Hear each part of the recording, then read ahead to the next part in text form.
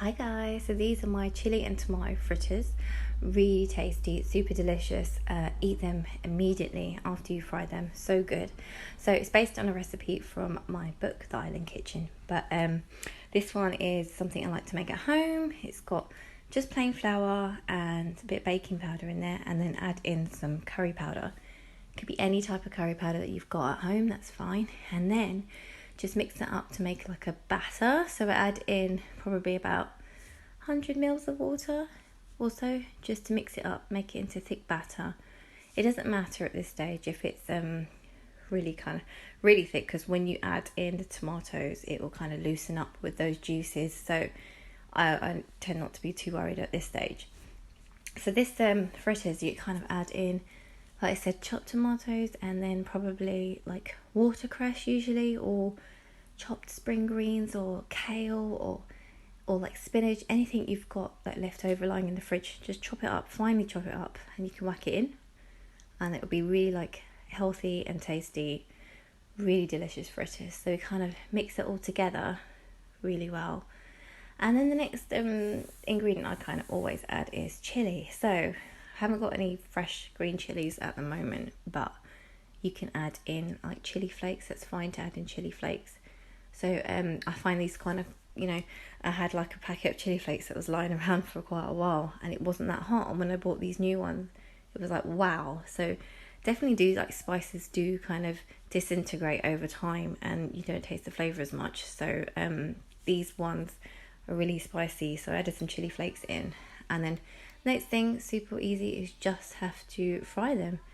So they don't take that long to fry. I would say about 4 to 5 minutes or so, just so they're kind of golden brown outside, and inside they're like cooked, so slightly fluffy, but it's got that crisp texture on the outside.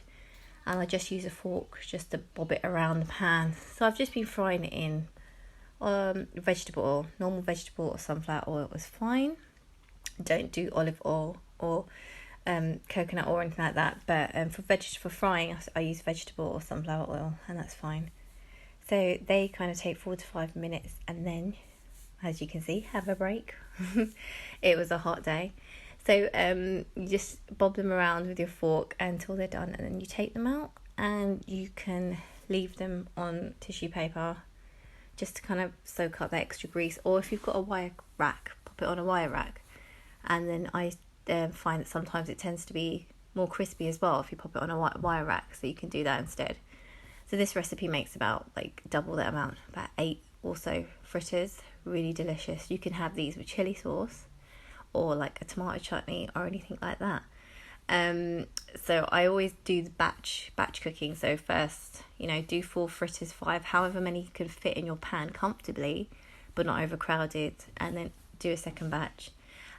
Leave those other ones in the oven to keep warm if you want. But this is definitely a recipe to eat like straight away, immediately. So yeah, junket, chili sauce, tomato chutneys, coriander chutney, coconut chutney. It's all good, really tasty, hot and crispy. Flavours of the islands, definitely, I have to say. But it's really great with, burn my finger a lot.